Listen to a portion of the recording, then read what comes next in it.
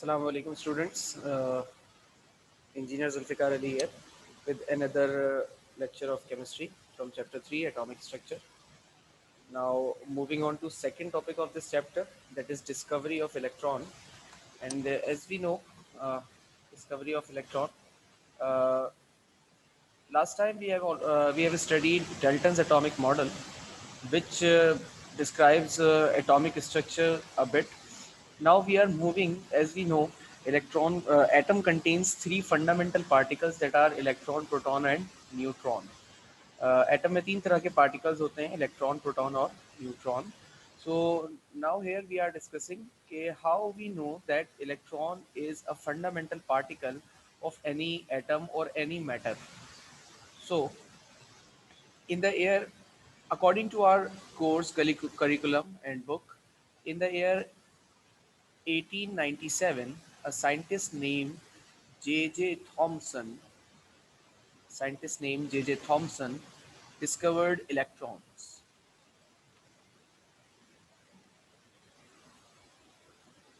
Discovered electrons according to our book. It is a bit false statement because electrons were originally discovered by a scientist named G.J. Stoney in the year 1860s. What does Thomson did with electrons? Uh, Thomson,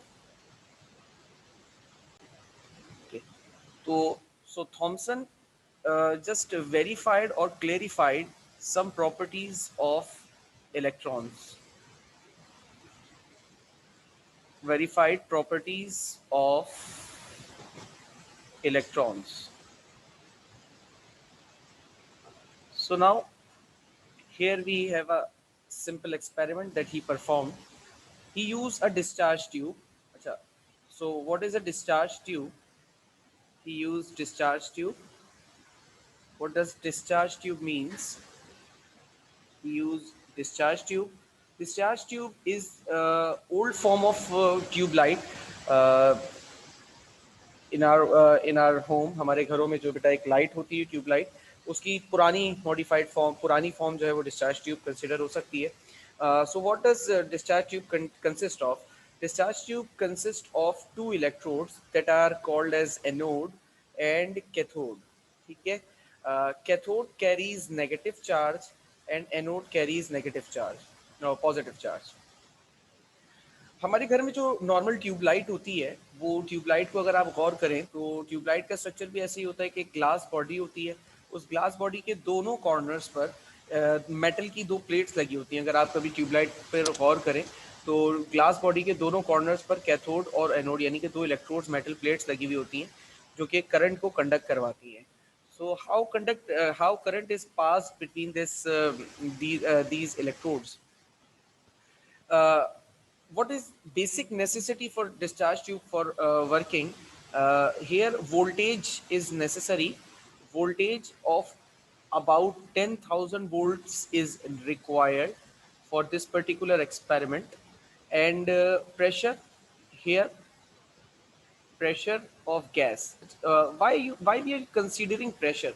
Let us consider a simple electrical circuit which contains a bulb which is fitted with uh, a battery. Fitted with a battery. So when we on this circuit, what just happened? Electrons travel from negative side of battery to the bulb. When electron passes through bulb, bulb will glow, and after this, electron travels and goes on to positive side of the battery. Let us consider if the wire is broken up, is the if the wire is broken from, let's say, if the wire is broken down from this side, from this side wire is broken down. So electron travel from this side, and after that, when electron reaches that point, when electron reaches this point, then there is a gap between wire.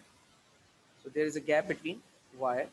So electron could not travel from this point A to point B. Electron are unable to travel from this side to this side, and due to this fact, current will not flow and bulb will not glow. Keep that in mind. If there is a gap between these two sides, when we broke up the electrical circuit, then current will not flow from this side. Current will not flow from this side. Here we broke the wire from this end, and there is a gap between these two sides, and electron could not jump from point A to point B, and that is the reason why a bulb, why this bulb is not glowing here. So let us consider now this condition. Now, if we want to pass electric current from this circuit, then in this similar manner, as we are already discussed here, in this similar manner, electron travel from this side and will ultimately goes to cathode, and after this, when they reach cathode, there is a big gap between cathode side and anode side. There is vacant and empty space here. So due to this vacant and empty space, electron could not travel from this side to this side. Electron are unable to travel from here to from cathode to anode, or from for example, point A to point B, because of this gap. Because electron requires a bridge. It is similar. Consider you are standing on a mountain, on one mountain, and in front of you is another mountain, but there is a big hinge or big gap between these two mountains, and if you want to travel from this mountain to that mountain, you need a bridge, you need a gap, you need uh, a facility to fill that gap. So here we are using a gas to fill this gap, so that electron could travel from this side to this side. Okay, uh, here we are using gas from which is used to for which is used like electron carriers, which provide a path to electrons, so that electron could travel from cathode rays to anode rays. Okay, so acha, now we are moving here.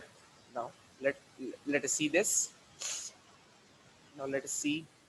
So what happens when we introduce gas, and we require a very minimal, very low pressure of gas here, that is 0.1 to 0.01 nanometer. We required very, very low pressure. What does this value indicates to you? This value indicates to you we require very low amount of gas, very less amount of gas here. Why, sir? Why we require very less amount of gas? Uh, why we require very less amount of gas here?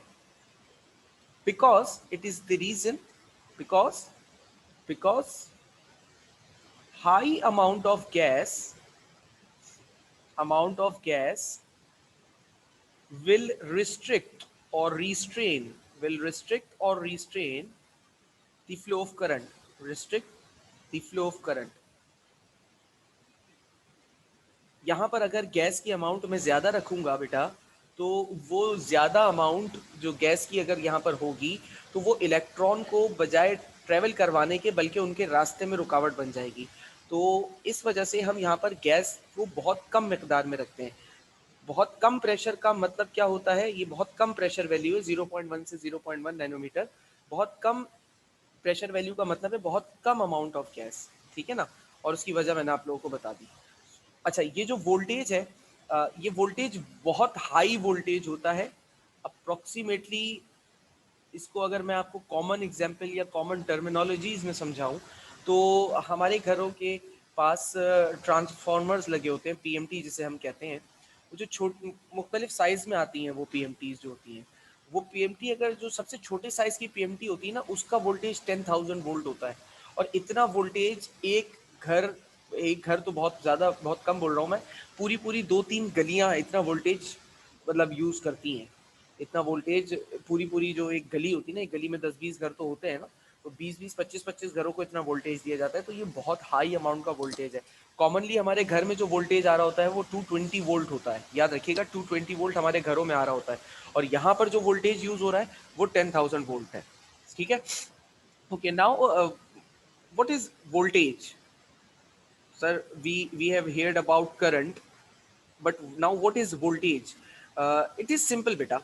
Uh, Consider yourself, you are throwing a ball to a friend of yours which is standing at some distance from you. You throw a ball from this point to this point.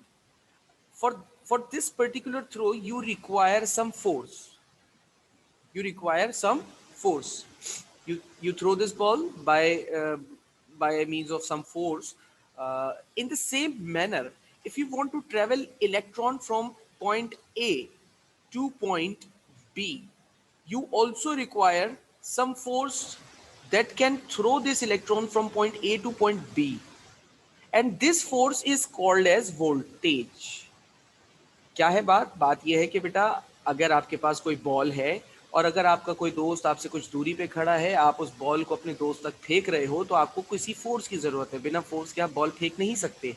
इसी तरीके से अगर एक electron को एक point से दूसरे point तक आपको ट्रेवल करवाना है, तो you need to use some force that can travel this electron. आपको किसी फोर्स की जरूरत होगी जो इस इलेक्ट्रॉन को ट्रेवल करवा सके। उस फोर्स को हमने नाम दिया है वोल्टेज का। Okay students, so now what happens here, let us see again. If you gone through this uh, experiment, or if you have gone through uh, all the points that I have covered till now, then we are moving towards our main lecture. uh, जब हमने इसका setup arrange कर लिया, यानी कि ये जो setup आपके सामने देख रहे हो, आपने ग्लास ट्यूब अरेंज कर ली, उसको सारा सिस्टम लगा दिया। अच्छा, वैक्यूम पंप किस लिए लगाया है कि अगर हमने गैस की अमाउंट इस सिस्टम में थोड़ी ज़्यादा डाल दी है, तो वैक्यूम पंप उस गैस की अमाउंट को कम कर देगा। ठीक है ना। सो what happens here, जब हम करंट को फ्लो कराएंगे, when current is flown from negative terminal of battery to the segment, what is current? Current is basically negatively charged electrons. Here one question arises, sir, we are discovering electron. Okay, so before discovering electron, how could you say that there are electrons which are traveling? एक सवाल आ सकता है कि sir हम electron discover कर रहे हैं, तो डिस्कवरी से पहले आप कैसे कह सकते हैं कि ये इलेक्ट्रॉन ही हैं जो ट्रेवल कर रहे हैं, कुछ और कुछ क्यों नहीं? बेटा, मैं कह सकता हूँ कि कुछ पार्टिकल हैं जो ट्रेवल कर रहे हैं, ठीक है, मैं ये भी कह सकता हूँ, लेकिन ये इलेक्ट्रॉन ही है। थोड़ी देर में इस बात को मैं वाज़ेह करूंगा, ठीक है। अब क्या होगा, ये इलेक्ट्रॉन्स यहाँ से ट्रेवल करके आए और कैथोड पर आकर जमा होने लग गए, क्योंकि आगे रास्ता जरा तंग है, ठीक है ना, आगे रास्ता नहीं है, आगे गैप है, इलेक्ट्रॉन जमा होने लगे। एक सर्टेन प्रेशर, एक सर्टेन पॉइंट आता है। उस सर्टेन पॉइंट पर क्या होता है, अगर हमारे घरों में पानी की टंकी हम भरें, तो पानी की टंकी भरने के दौरान क्या होता है कि एक वक्त आता है कि जब टंकी भर जाती है पानी की, तो पानी क्या होता है, ओवरफ्लो होता है। ऐसे ही यहाँ पर होगा, देखो इलेक्ट्रॉन्स जो है वो कैथोड पर आकर लोड हो जाएंगे, भरने लगेंगे भरने लगेंगे। एक सर्टेन पॉइंट तो ऐसा आएगा ना कि जब कैथोड की कैपेसिटी खत्म हो जाएगी। अब कैथोड की कैपेसिटी जिस टाइम पर खत्म होगी, तो वहां पर क्या होगा, वहां पर ओवरफ्लो होने लगेगा। किस चीज का, इलेक्ट्रॉन्स का ओवरफ्लो होने लगेगा। ठीक है, इलेक्ट्रॉन्स ओवरफ्लो होने लगेंगे। जब इलेक्ट्रॉन्स ओवरफ्लो होंगे बेटा, तो इलेक्ट्रॉन्स के ओवरफ्लो होने पर क्या होगा कि इलेक्ट्रॉन एक सीधी लाइन में ट्रेवल करना शुरू हो जाएंगे। किस तरफ, एनोड की तरफ। Sir why electrons are travelling towards anode, इसका जवाब मैं जब इसकी प्रॉपर्टीज आपको बताऊंगा तब मैं दूंगा। फिलहाल क्या हो रहा है कि कैथोड रे, जो रेडिएशंस निकली, उनको हम क्या नाम देते हैं, उनको हम नाम दे देते हैं कैथोड रे का। Cathode rays, cathode rays travel in straight line, वो स्ट्रेट लाइन में ट्रेवल करते हुए गई। ठीक है, स्ट्रेट लाइन में, स्ट्रेट लाइन में ट्रेवल करते हुए गई एंड हिट्स एनोड। ठीक है, ये पॉइंट याद रखिएगा, इन्होंने क्या किया, एनोड को हिट किया। जब इन्होंने एनोड को हिट किया, आई एम इरेजिंग दिस, जब इन्होंने एनोड को हिट किया तो क्या हुआ, अब इसको देख लेते हैं। जब कैथोड रेज ने एनोड को हिट किया, streak of bluish light, streak of light extends from anode side to whole tube. ठीक है, हुआ क्या कि जब इलेक्ट्रॉन्स ने कैथोड रे से इलेक्ट्रॉन निकलकर एनोड पर आकर उन्होंने हिट किया, ठीक है ना, तो यहाँ पर जैसे ही उन्होंने एनोड पर आकर हिट किया वैसे ही क्या हुआ कि हिट होने पर ये पूरी ट्यूब जो है ना वो ग्लो करने लगी। ठीक है, पूरी ट्यूब ग्लो करने लगी। अच्छा, यहाँ पर डायग्राम में मेंशन है green glow. It is not necessary कि ग्रीन कलर का ही ग्लो आएगा, ब्लू कलर भी आ सकता है, रेड भी आ सकता है, ग्रीन भी आ सकता है, इट इज नॉट नेसेसरी। तो ये ग्लो आ जाएगा। ठीक है, अब इस ग्लो की वजह से जो यहाँ आप देख रहे हैं कि ये ग्लो आप यहाँ पर एक क्रिएट हो गया। अब ये जो ग्लो आया तब इस ग्लो की वजह से ट्यूबलाइट रोशन हो गई। ठीक है ना। अच्छा, एक पॉइंट यहाँ पर और कवर करता चलूँ, थोड़ी सी मिसाल है, ज़रा सा इसको समझिएगा। देखिए मिसाल बेटा कुछ ऐसी है कि जब हम ट्यूबलाइट कभी अपने घर में ऑन करते हैं तो होता क्या है कि पहले ट्यूबलाइट फ़ौरन से जलती नहीं है। पहले ट्यूबलाइट में, मतलब आम लफ्ज़ों में अगर मैं कहूँ, शायद थोड़ा सी मजाक वाली बात लगे, ऐसा लगता है कि ट्यूबलाइट हमने ऑन की तो पहले ट्यूबलाइट ने 2 मरतबा आंख मारी है। मतलब वो एक मरतबा जलती है, फिर बंद हो जाती है, फिर जलती है, फिर बंद हो जाती है, और फिर वो कंटिन्यूसली जलना शुरू होती है ना। ट्यूबलाइट पहले 2 मरतबा या 1 मरतबा फ्लक्चुएट करती है, देन वो कंटिन्यूस ग्लो की पोजीशन में आती है। तो व्हाई दिस हैपेंस बेटा, इट इज बिकॉज कि when electron beams overflowed from cathode rays travel towards anode. These beams strike anode once or twice. Uh, consider let us consider one beam exclude out from cathode and hits anode. Second beam exclude out and hits anode. When first beam hits, it produces a glow, and that glow is vanish after that. When second beams hit, it produces a glow, and after that it vanishes. When this when this flow of electron becomes continuous from cathode to anode, when this flow of radiation, or you can say flow of rays, is become continuous from cathode to anode, then the tube light, or then the discharge tube, glows permanently. That is the reason. यानी कि जब शुरू में एक या दो रे आकर टकराती हैं नोड से, तो शुरू में टकराने की वजह से एक, मतलब लाइट की झलक आती है और वो खत्म हो जाती है। जब ये लाइट का फ्लो कैथोड से एनोड की तरफ कंटिन्यूस हो जाता है तो फिर हमारे पास डिस्चार्ज ट्यूब, या जो ट्यूब है वो प्रॉपरली ग्लो करने लगती है। And this is discharge tube experiment, and this is the discovery of electron. How could we know that कि सर ये इलेक्ट्रॉन्स ही हैं? ठीक है, हाउ कुड वी नो कि सर ये इलेक्ट्रॉन्स हैं? ओके, इसको बहुत सिंपल मैनर में हम समझ लेते हैं। देखो, सबसे पहले हुआ क्या, जब यहाँ पर करंट फ्लो हो रहा था, let me change my colour. Okay okay, I am erasing this part. You can take screenshots whenever you need.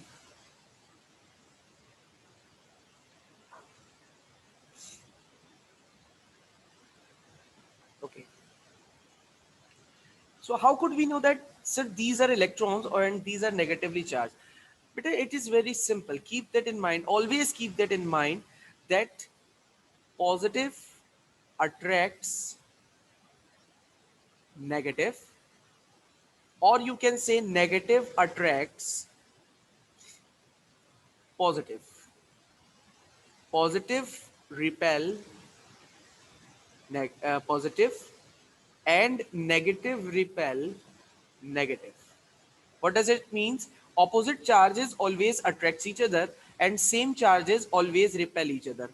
Opposite charges हमेशा एक दूसरे को अपनी तरफ खींचते हैं और सेम चार्जेस एक दूसरे को एक दूसरे से दूर धक्का देते हैं। ठीक है, सो जब मैंने यहाँ पर देखा कि जब ये डिस्चार्ज ट्यूब एक्सपेरिमेंट हो रहा था तो ये ग्लो जो था, ये ग्लो एनोड से प्रोड्यूस हुआ। कहाँ से प्रोड्यूस हुआ?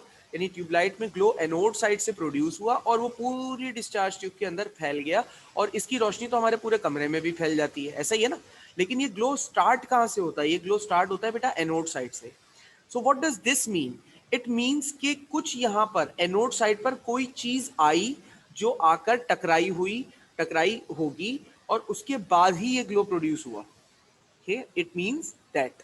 सो अब देखो, एक सिंपल सी बात है कि एनोड चूंकि पॉजिटिवली चार्ज है, तो यहां पर कोई ऐसी चीज जिसके ऊपर पॉजिटिव चार्ज होगा वो तो आ नहीं सकती।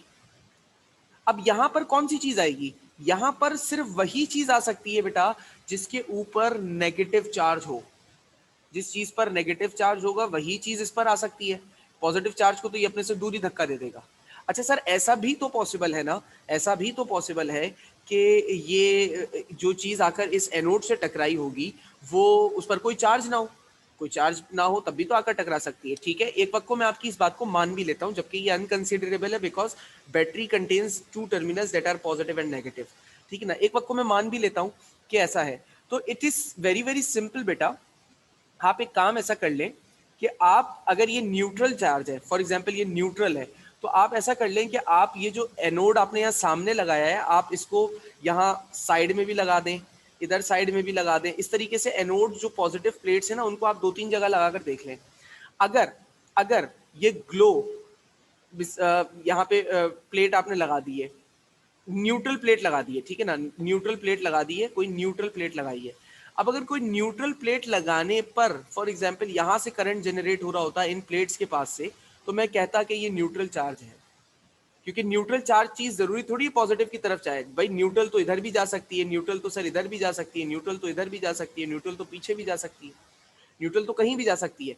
तो असल में इन्होंने क्या चीज किया था, जो थॉमसन साहब ने किया था, थॉमसन साहब ने ये किया था कि जब वो ये एक्सपेरिमेंट करवा रहे थे तो इस एक्सपेरिमेंट के चारों जानिब, इस एक्सपेरिमेंट के चारों जानिब थॉमसन साहब ने यहाँ पर चारों तरफ फोटोग्राफिक प्लेट लगा दी थी। ठीक है, क्या लगा दिया था उन्होंने? उन्होंने लगा दिया था बेटा फोटोग्राफिक प्लेट।